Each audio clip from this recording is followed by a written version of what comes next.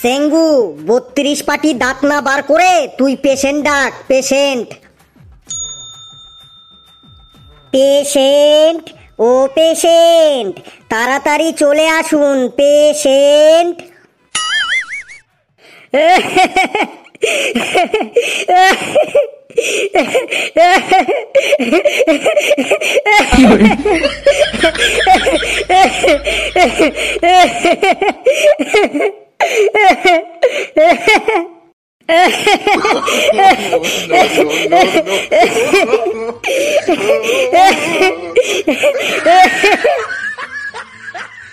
আপনি এত হাসতেছেন, কি ব্যাপার?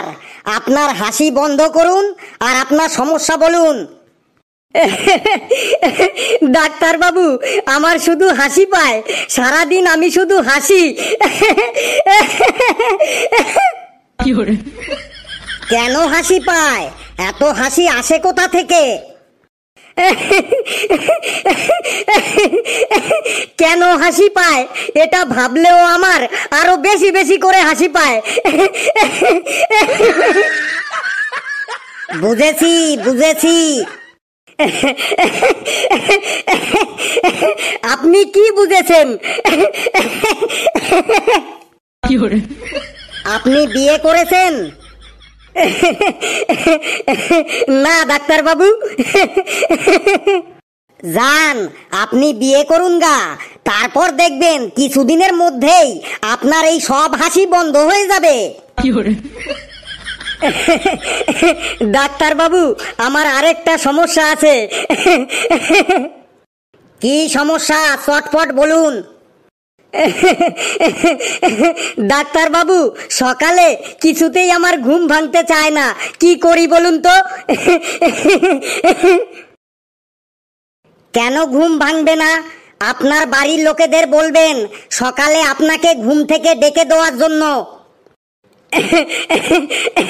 আমার বাড়িতে আর কেউ নেই ডাক্তার বাবু, আমি একাই থাকি, তাহলে কে আমাকে ঘুম থেকে ডেকে তুলবে? আপনার বাড়িতে আপনাকে ডাকার মতো কেউ নেই? তাহলে আপনি এক কাজ করুন, আপনি আপনার পাড়ার সবার কাছ থেকে টাকা ধার করুন। কেন? টাকা ধার করলে সকালে আমার ঘুম ভেঙে যাবে? না, টাকা ধার করলে ওই পাওনাদাররাই প্রতিদিন সকালে ডাকাডাকি করে আপনার ঘুম ভেঙে দেবে। যান এবার এখান থেকে।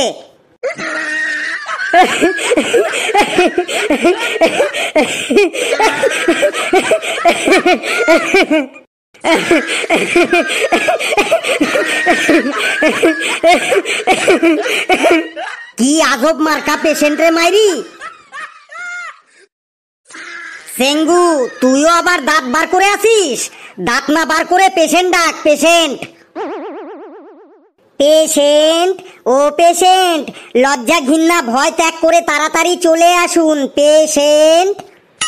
বলুন, আপনার সমস্যা বলুন। ডাক্তার বাবু, ডাক্তার বাবু, সকালে আমার ঘুম ভেঙে যায়, কিন্তু ঘুম ভাঙার পরে কিছুতেই আর বিছানা ছেড়ে উঠতে ইচ্ছা করে না ডাক্তার বাবু। সকালে ঘুম ভাঙার পরে আপনার বিছানা ছেড়ে উঠতে ইচ্ছা করে না, তাই তো? আপনি এক কাজ করবেন, আপনি আজ থেকে প্রতিদিন রাতে ঘুমানোর সময় বালিশের নিচে একটা করে কাঁচা লঙ্কা রেখে দেবেন। সকালে যখন ঘুম ভাঙবে তখন ওই কাঁচা লঙ্কাটা মুখে নিয়ে চিবোবেন, দেখবেন সাথে সাথেই আপনি বিছানা ছেড়ে লাফিয়ে উঠে পালাবেন। ডাক্তার বাবু, আমার আরেকটা কঠিন সমস্যা আছে ডাক্তার বাবু। কি কঠিন সমস্যা শুনি? ডাক্তার বাবু, আমার মনে সব সময় শুধু আজব আজব চিন্তা ভাবনা আসে ডাক্তার বাবু। কেমন আজব আজব চিন্তা ভাবনা আসে শুনি? একদম আজব আজব চিন্তা ভাবনা ডাক্তার বাবু। অত কথা না বাড়িয়ে তাড়াতাড়ি বলুন, আপনার মনে কেমন আজব আজব চিন্তা ভাবনা আসে? এই যেমন ধরুন আপনার কাছে যদি কোনো রুগী না আসে তাহলে আপনার ইনকাম হবে কিভাবে?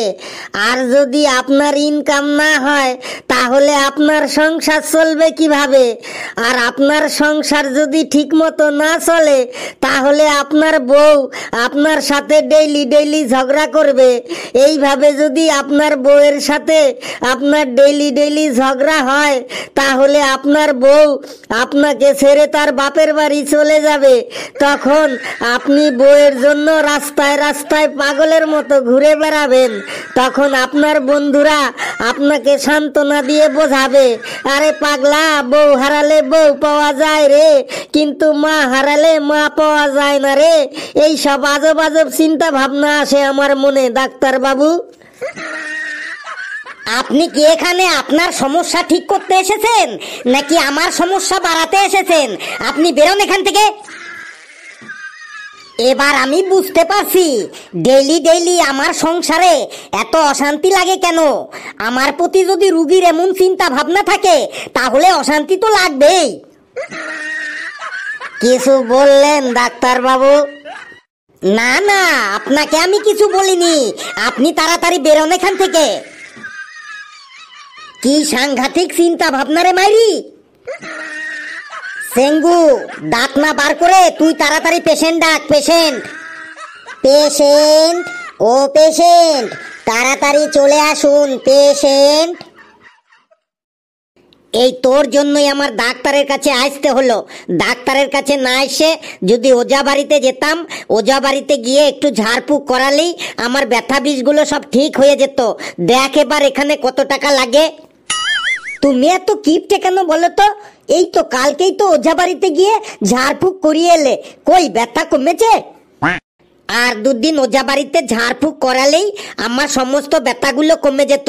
ফালতু ফালতু এখানে এত টাকা ভিজিট দিতে হলো। এই, আপনারা কি এখানে ডাক্তার দেখাতে এসেছেন নাকি দুই বাপ বেটা গল্প করতে এসেছেন? না না ডাক্তার বাবু, আপনাকে দেখানোর জন্য এসেছি। ও বাবারে, কি ব্যথা গো, কি ব্যথা। স্যার দেখুন তো, বাবার শরীরটা কেমন যেন ব্যথা ব্যথা করছে। তোমার বাবার বয়স হয়েছে তো গা হাত পা ব্যথা তো করবেই। না ডাক্তার বাবু, এই ব্যথা সেই ব্যথা নয় গো ডাক্তার বাবু। তাহলে কিসের ব্যথা? তুই একটু বাইরে যেত পটাই। ইস, আমার সামনেই তুমি মার খেয়ে এলে, আবার আমার সামনে বলতে লজ্জা পাচ্ছ? নে, তুই চিল্লিয়ে চিল্লিয়ে বল, বাবা কাল মার খেয়েছে, 7 গ্রামের মানুষ শুনুক। যা, তুই একটু বাইরে যা। কি এমন ঘটনা ঘটেছে যে ছেলের সামনে বলতে পারবেন না? দাঁড়ান ডাক্তার বাবু, ও একটু বাইরে যাক, তারপরে বলছি। ঠিক আছে, বাইরে যাচ্ছি।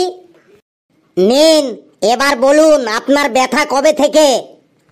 এই 3-4 দিন ধরে ডাক্তার বাবু। কোনো গ্যাসের সমস্যা আছে নাকি আপনার? না না, আমার বাড়িতেই কাঠের জালেই রান্না করা হয়, কোনো গ্যাসের সমস্যা নেই। আমি রান্নার গ্যাসের কথা বলছি না, আমি আপনার পেটের গ্যাসের কথা বলছি। না ডাক্তার বাবু, আমার পেটে কোনো গ্যাসের সমস্যা নেই। তাহলে আপনার শরীরে ব্যথা হলো কি করে? ডাক্তার বাবু, কি আর বলবো লজ্জার কথা, পরশু আমার বউ আমাকে ধরে খুব মার মেরেছে। আহারে, তাই বলে এত মার মেরেছে যে আপনার গোটা শরীরটাই ব্যথা হয়ে গেছে? বউয়ের মার তো অনেকেই খায়, কিন্তু এত ব্যথা তো হয় না। তো বউ আপনাকে মারলো কেন? বউ আমাকে মারলো কেন বলছি। সেদিন আমি আর আমার বউ বাজারে গিয়েছিলাম রুটি বেলা বেলনা কিনতে। আমি তখন বলেছিলাম কাঠের বেলনা কিনতে, কিন্তু আমার বউ বলছে লোহার বেলনা কিনবে। এই নিয়ে আমার আর আমার বউয়ের মধ্যে তুমুল ঝগড়া শুরু হয়ে গেল। কেন ঝগড়া করলেন কেন? আপনার বউ যখন চাইছে লোহার বেলনা কিনতে, তখন লোহার বেলনাটাই কিনতে পারতেন। বলেন কি ডাক্তার বাবু, ডেইলি ডেইলি কাঠের বেলনার মার খেতে খেতে এমনিতেই আমার অবস্থাটা খারাপ হয়ে গেছে, তার উপর যদি লোহার বেলনার মার খাই তাহলে তো আমি মরেই যাব। তাই নাকি? কি আশ্চর্য, বেলনা দিয়ে তো সবাই রুটি বানায়, আর সেটা দিয়ে আপনার বউ আপনাকে মারে? আমার বউ বেলনা দিয়েই রুটি বানায়, কিন্তু যত না ও রুটি বানায় তার থেকে বেশি আমাকে মারে। কি সাংঘাতিক ব্যাপার! তারপর তারপর কি হলো বলুন, মারটা আপনি কখন খেলেন? তারপর ওর ইচ্ছে মতোই জোর করে লোহার বেলনাটা কিনে এনে ঘরে এসে আমাকে এমন মার মারলো না, মেরে আমার গা হাত পা একদম ব্যথা করে দিল। আমি জোরে জোরে চিৎকার করলাম, কিছুতেই আমাকে ছাড়লো না। তারপর তারপর কি হলো বলুন? তারপর কি হইল সেটা আর আমি বলতে পারবো না, কারণ মার খেয়ে আমি সেন্সলেস হয়ে গেছিলাম। তাহলে আপনার জ্ঞান ফিরল কি করে? তারপর ওই বউ আর আমার ছেলে মিলে আমার মাথায় বালতি বালতি জল ঢাললো, তারপরে আমার জ্ঞান ফিরল। ঘটনাটা তো সাংঘাতিক ঘটনা ঘটেছে। এই নিন, আমি কয়েকটা ওষুধ লিখে দিচ্ছি আর 2টো ইনজেকশন লিখে দিচ্ছি, এইগুলো সময় মতো খেয়ে নেবেন, তাহলেই ঠিক হয়ে যাবেন। আর একটা অ্যাডভাইস দিচ্ছি আপনাকে, আপনি এখান থেকে বাড়ি যাবার সময় 1 বস্তা তুলো কিনে নিয়ে যাবেন। সকালবেলায় ঘুম থেকে উঠেই আপনার 2 কানে তুলো গুজে রাখবেন, তাহলে আপনার বউ সারাদিনে কি বলছে আপনি সেটা কিছুই শুনতে পাবেন না। কেন ডাক্তার বাবু, বউয়ের কথা শুনবো না কেন? আমাকে আগে বলতে দিন। বউয়ের কথা যত কম শুনবেন আপনার শরীর তত ভালো থাকবে, আর আপনার বউ আপনাকে যা যা বলবে তাতেই আপনি মাথা নেড়ে হ্যাঁ হ্যাঁ করবেন, কখনোই না না করবেন না। তাহলেই দেখবেন আপনার ঘর একদম শান্তিতে শান্তিতে ভরে যাবে। যান, এবার তুলো কিনে নিয়ে বাড়ি চলে যান।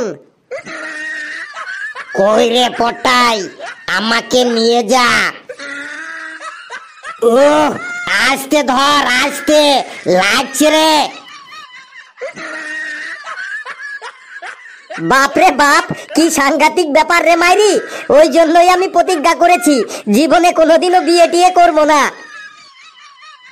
বন্ধুরা, ভিডিওটা কেমন লাগলো আপনারা কমেন্টসে জানাবেন কিন্তু, আর ভিডিওটা লাইক করবেন, যত পারেন শেয়ার করবেন, আর চ্যানেলটারে সাবস্ক্রাইব করে আমাদের সাথেই থাকবেন। আর হাসতে থাকুন, যত বেশি হাসবেন তত বেশি সুস্থ থাকবেন। সকলে খুব খুব ভালো থাকবেন বন্ধুরা।